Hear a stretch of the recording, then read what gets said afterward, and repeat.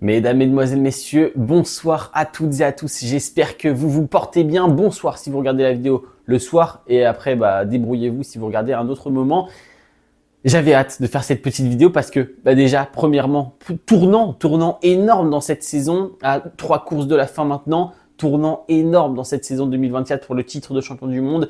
Et en plus, qu'est-ce que nous avons vécu aujourd'hui encore en termes d'émotion, que ce soit pendant la sprint. Mais moi, honnêtement, le moment où j'ai pris le plus de plaisir, où j'ai le plus kiffé regarder ce week-end de Malaisie, pour le moment, c'est en Q2, en qualification. Mais quelle séance nous avons eu là! On va parler de la qualif, de la sprint et les pronostics à la fin, comme d'habitude pour la course de demain, la qualification. Premièrement, la Q1. Alors, on a pas mal de choses à dire sur la Q1, mais on va pas s'éterniser là-dessus. Johann Zarco, très bon, malgré les problèmes, malgré un premier relais pas terrible. Exceptionnel Johann Zarco qui, dans les dernières secondes, vient prendre la première place de cette Q1. Première place pour Johann Zarco, un énorme tour. Enfin bref, en Q2, il n'arrivera pas forcément à réaliser beaucoup mieux. Il partira en 12e position, mais c'est pas très grave. Encore une fois, Johann Zarco qui nous démontre tout son potentiel énormissime. C'est la seule Honda en Q2. Juste bravo, je n'ai pas grand chose à dire, mais on est en train de voir vraiment une régularité de la part de Johann Zarco là pour entrer en Q2, entrer dans les points et aller jouer le top 10, pourquoi pas. Bon, c'est compliqué le top 10 bien sûr, mais essayer d'aller chercher le top 10 à chaque fois et ce, depuis quasiment le début de la tournée asiatique. Donc franchement, Johann Zarco, je suis très satisfait et surtout très impressionné du travail qu'il est en train de réaliser. On peut aussi parler de Brad Binder qui a été bon, mais sans plus. On peut parler de Pedro Acosta, Marco Bezzecchi qui rate ce passage en Q2. Et ça, honnêtement, c'est pas normal. L'année prochaine, j'espère vraiment que Pedro Acosta et même Marco Bezzecchi, quand il sera pilote officiel, ce genre d'erreur, ce genre de problème n'arrivera pas trop souvent parce que c'est vraiment difficile après pour le reste du week-end quand on part en dehors du top 12. La 13e pour Acosta, Bezzecchi c'est encore pire.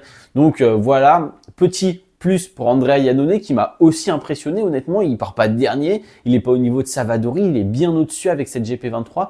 Donc un grand bravo à Andrea Iannone qui réalise des tours plutôt corrects honnêtement. Passons à la Q2. La Q2, c'est le moment qui m'a fait vivre, mais j'étais comme un fou, genre vraiment, c'était exceptionnel. Alors premièrement, les Yamaha, grand bravo, passage direct en Q2 dès le vendredi après-midi. Quartararo, un tour exemplaire. Bastianini qui fait sa petite erreur. On a du bon tour, hein. Alex Marquez qui fait un bon tour. Mais là, on arrive.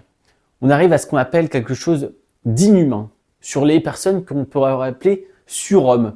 Je ne sais même pas comment m'exprimer, mais je vais vous donner quelques chiffres pour vous indiquer la situation. Francesco Bagnaia, Jorge Martin sont 1 et 2. Francesco Bagnaia prend la première place sur cette grille de départ, la pole position. Le troisième pilote sur cette grille est Alex Marquez. Vous savez, la MotoGP, souvent ça se joue à quelques dixièmes, quelques centièmes, voire quelques millièmes, mais c'est plus rare. Mais là, le troisième pilote, le troisième meilleur pilote sur cette grille sur un tour, Alex Marquez est à 1 seconde pleine, 1 seconde, enfin 9 dixièmes et quelques centièmes, 1 seconde pleine de Francesco Bagnaia, le poleman ici en Malaisie. Rien que ça. Le record de l'année dernière de Francesco Bagnaia a été pulvérisé, mais explosé, écrasé par Francesco Bagnaia lui-même. Le record du circuit a été battu cette année en 2024 de 1 seconde et 1 dixième. Ils viennent de battre un record. Ils ont mis 1 seconde au meilleur tour all-time sur ce circuit en moto. Enfin, juste ces chiffres vous donnent une indication du tour de Francesco Bagnaia, de la vitesse. Alors oui, la GP24, la meilleure moto de tous les temps, pourquoi pas. Oui, Michelin qui ont amélioré les pneumatiques et qui ont fourni un pneu arrière parfait pour ces conditions, avec une piste dans des conditions aussi parfaites, pas trop chaudes, pas trop froides. Tout était aligné, mais il fallait surtout un pilote, et le pilote Francesco Bagnaia. Regardez le tour, regardez la Q2, j'ai regardé le tour 3, 4, 5 fois, on décompose, on voit absolument tous les détails de Francesco Bagnaia, c'est parfait, il n'y a pas un mouvement inutile, il n'y a pas de superflu, il n'y a rien de tout ça, vous avez l'impression que tous les mouvements sont décomposés, sont lents, et pourtant la moto va si vite sur l'asphalte, c'est juste impressionnant. Bagnaia est si calme, si fluide dans ses transitions. Les freinages, il y a de la stabilité absolument partout. On n'a pas un seul mouvement à la réaccélération. L'arrière est accroché au sol, l'avant est planté dans le sol. Dans les virages, Bagnaia, il est stabilisé, mais c'est ultra impressionnant. Et franchement, j'ai passé l'un de mes meilleurs moments, en tout cas devant un tour en MotoGP. J'ai franchement adoré, j'étais juste ébloui par la performance de Francesco Bagnaia. Alors oui, certains vont dire, avec les motos, l'électronique, c'est plus simple et tout ça.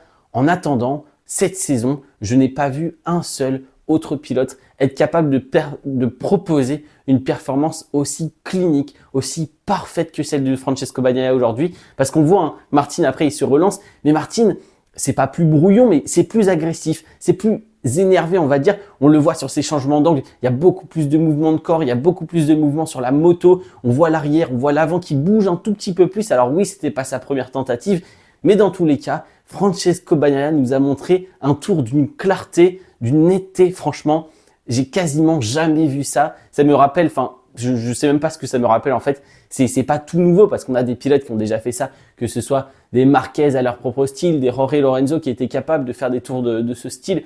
Mais franchement là, ça m'a juste ébloui, épaté. Je ne sais pas quoi dire, je ne sais pas ce que vous pensez de ce tour, mais pour moi c'est vraiment une masterclass en termes de moto. Une masterclass en termes de moto, ça ne veut rien dire, mais en tout cas, c'est le cas. Et après, vient cette course sprint, parce que là, toute la vidéo tourne autour de la qualif, mais en même temps, il ne s'est absolument rien passé en course sprint. Vient cette course sprint, 2-3 tours un peu mouvementés, que ce soit devant, c'était très serré entre le top 3. Après, derrière, pour la 4e, 5e place, ça se battait plutôt pas mal.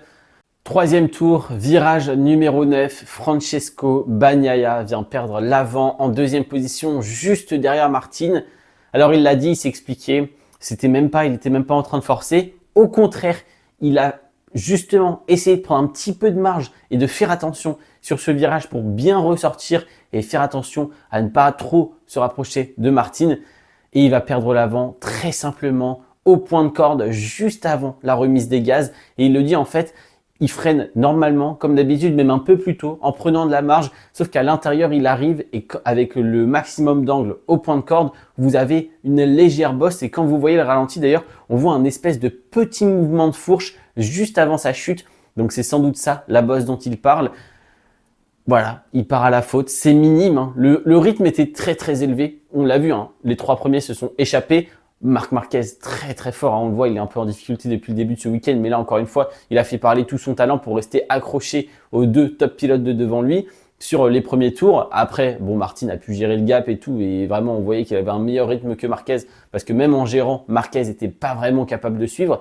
Mais dans tous les cas, incroyable Marc Marquez et Bagnaia qui perd l'avant sur cette petite erreur. Ça se joue à quelques centimètres, à quelques millimètres, à rien. Ça se trouve, s'il était passé, je sais pas, un demi-kilomètre-heure moins vite, il ne serait pas tombé. Une erreur qu'il ne pouvait pas calculer, il l'avait dit, c'est pas vraiment une erreur de pilotage, c'est juste vraiment un pas de chance. Il est déjà passé sur cette bosse une fois, 2 fois, 20 fois, 30 fois depuis le début du week-end. Tout le monde quasiment y passe, sauf que cette fois-ci, voilà, c'est juste 1 degré supplémentaire en termes d'angle, 1 km/h peut-être en trop, mais on ne saura jamais quelle est la raison exacte de cette chute. Mais voilà, Francesco Bagnaia qui perd l'avant et qui perd aussi, je pense, tout espoir de titre, sauf si Martin part à la faute demain, ce qui m'étonnerait énormément. Bon, voilà, je ne sais pas trop quoi dire d'autre. Bravo à Enea Bastianini qui a été le meilleur des autres. Il n'avait pas forcément le rythme de Martin ou de Bagnaia. Il avait à peu près le rythme de Marquez, mais c'était compliqué. Et puis il l'a dit, il souffrait beaucoup avec ce pneu avant qui était pas très stable et qui franchement, dès qu'il attaquait, c'était compliqué. Il avait quelques moments difficiles. Donc un pneu avant difficile pour la Ducati GP24. Martin, Bagnaia sont clairement au-dessus du lot. Marquez est capable d'aller jouer cette 3e place du podium. Et derrière, ça se bat beaucoup entre que ce soit Morbidelli, Bezzecchi et les KTM et Fabio Quartararo aussi. Très bon résultat de Fabio Quartararo parce que je l'ai dit en qualif, mais je le dis aussi en course sprint. Énorme Fabio Quartararo. Donc voilà, on va passer au pronostic. Niveau pronostic, c'est très simple. Demain, sauf encore une fois, comme à Chang, s'il commence à pleuvoir, je ne sais trop quoi, j'en ai aucune idée. Mais s'il ne pleut pas, si tout se passe bien, Francesco Bagnaia premier, 2e Martin, 3e Bastianini. Voilà, je pense que ça se finira comme ça. Mais à voir ce que ça va donner. Hâte d'être demain. J'espère quand même que le titre va se jouer, pas à Valence du coup, mais lors de la dernière course de la saison, que Bagnaia va pouvoir refaire un peu son retard pour avoir un final fantastique. Mais là, Martin mérite très clairement son titre. Et depuis le début, je dis que c'est Bagnaia qui va être champion. Et il m'a fait taire et franchement, c'est totalement mérité. Un grand bravo à Jorge Martin qui, encore une fois aujourd'hui, a su prendre un départ parfait et résister à la pression de Francesco Bagnaia sur les premiers tours et ne pas faire d'erreur par la suite. Donc voilà, à demain à la semaine prochaine pour le BRK du Grand Prix de Malaisie. Hâte de découvrir qui est le champion du monde 2024, même si j'aimerais bien attendre encore quelques semaines pour savoir qui sera champion dans une bataille finale lors de la dernière course. Dites-moi en commentaire ce que vous avez pensé de tout ça et n'hésitez pas à vous abonner. Ciao, ciao!